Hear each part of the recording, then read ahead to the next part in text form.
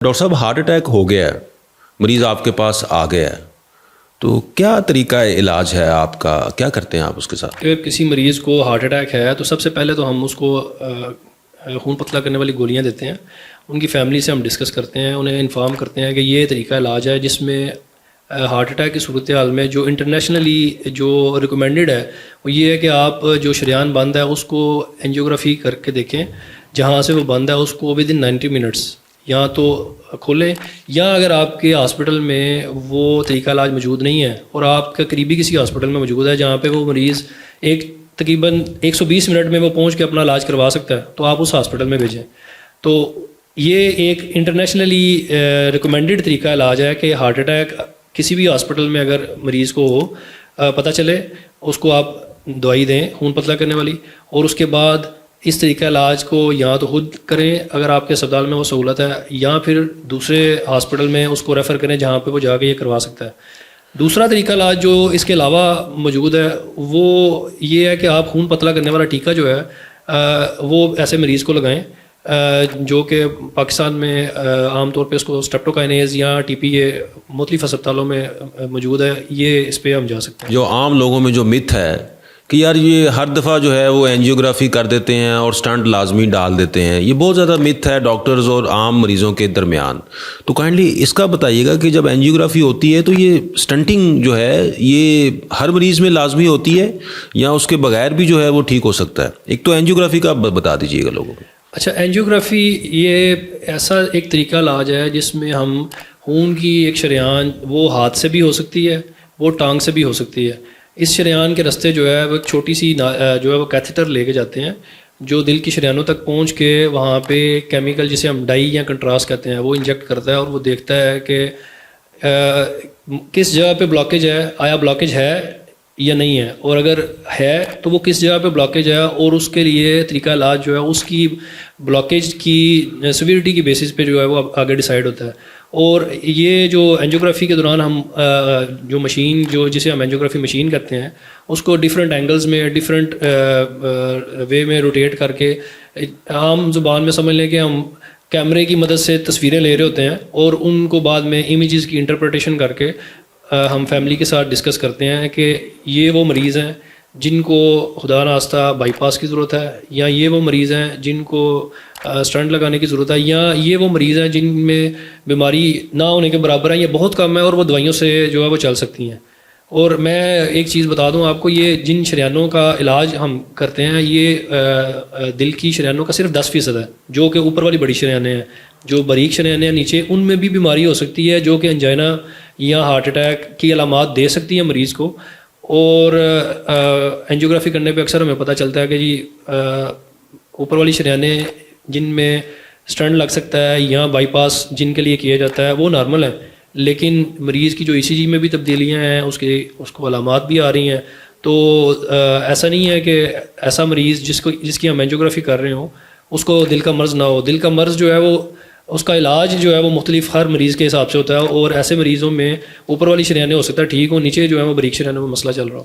اچھا ڈاکٹر صاحب یہ بتائیے، ہمارے ہاں جو ہے وہ لوگوں میں یہ ایک مسکنسیپشن ہے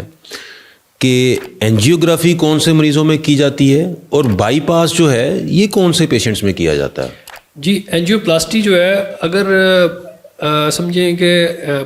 کوئی ینگ لوگ ہیں جن میں شوگر کا مرض نہیں ہے، دل کے پٹھے بھی روٹین سے بہتر ہیں، اور ان کی فرض کریں کہ ان کی کسی ایک شریان میں مسئلہ ہے اور اس میں اس تنگی کو اگر ہم سٹنٹ لگا کے کھول سکتے ہیں اور بہاؤ جو ہے وہ بحال کر سکتے ہیں، تو یہ وہ مریض ہوتے ہیں جن میں ایک سٹنٹ یا دو سٹنٹ دو مختلف شریانوں میں بھی ہو سکتے ہیں. تو یہ وہ مریض ہیں جدھر ہم پریفر کرتے ہیں کہ مریض کو ابھی وقتی طور پہ سٹنٹ لگا دیا جائے، اور اگر خدا نخواستہ سٹنٹ جو ہے اس کی اپنی زندگی ہے، ایک دن سے لے کے جو ہے وہ پوری زندگی بھی مریض کے ساتھ وہ چلتا ہے. تو بعد میں کبھی کسی وقت اس میں دوبارہ سے کوئی پرابلم آئے تو اس کا جو دوسرا طریقہ علاج ہے جو کہ سمجھ لیں کہ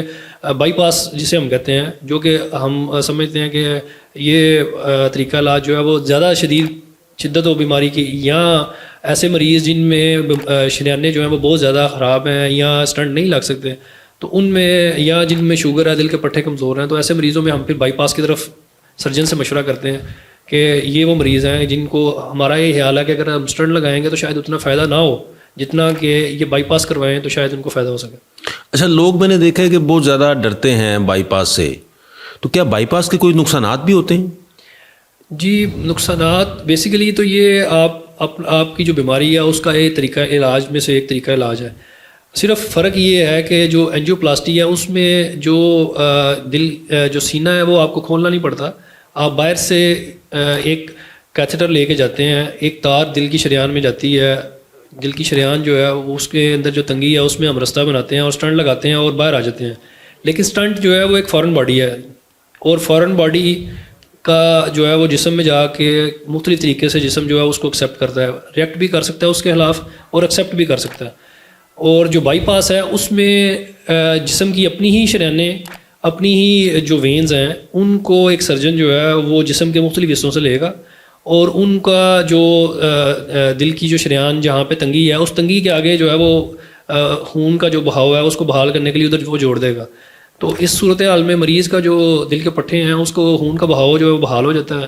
وہی کام جو اسٹنٹ جو ہے وہ سیدھے رستے سے کر رہا ہے اور اس کو وہ انڈائریکٹلی جو ہے وہ سرجن کر رہا ہے. ڈاکٹر صاحب، ایک جو ہارٹ ہے اس کے اندر میکسیمم کتنے اسٹنٹس جو ہیں وہ ڈالے جا سکتے ہیں؟ اچھا، یہ کیونکہ میں نے دیکھا ہے کئی لوگ جو ہیں وہ 5 6 7 اسٹنٹس بھی تک بھی میں نے دیکھے ہیں پیشنٹ. تو میکسیمم کتنے اسٹنٹس جو ہیں وہ ڈالنے چاہیے اور کہاں تک رک جانا چاہیے اور پھر بائی پاس کی طرف چلا جانا چاہیے؟ اصل میں یہ جو سوال ہے اس کا جواب کوئی نہیں ہے میرے خیال سے. میں نے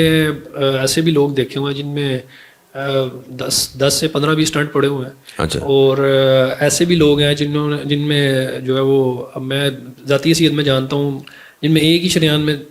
11 اسٹنٹ پڑے ہیں اور بعد میں انہوں بائی پاس بھی کروانا پڑا اور بڑے ریناؤنڈ فزیشین سے انہوں نے باہر سے دبئی سے جا کے بھی کروائے ہیں اور وہ سارا علاج اپنا دبئی سے کراتے ہیں. لیکن اینڈ پہ آگے ان کو لیکن کوئی اس کا ہارڈ اینڈ فاسٹ رول نہیں ہے کہ آپ نے اتنے اسٹنٹس ڈالنے ہیں، یعنی کہ اگر آپ کا فزیشین سمجھتا ہے کہ آپ کو اسٹنٹنگ کی ضرورت ہے تو پھر آپ اسٹنٹنگ کرا لینی چاہیے. اصل میں اس کو آپ ایسے سمجھ لیں کہ ہر مریض بائی پاس کے قابل بھی نہیں ہوتا اور ہر مریض جو ہے وہ آپ سمجھ لیں کہ اسٹنٹ کے قابل بھی نہیں ہوتا. یہ ہر مریض کے حساب سے جو ہے اس کے حساب سے فیصلہ کیا جاتا ہے کہ اس کے لیے کیا چیز جو ہے وہ بہتر ہو سکتی ہے. بہت شکریہ ڈاکٹر صاحب، تھینک یو ویری مچ.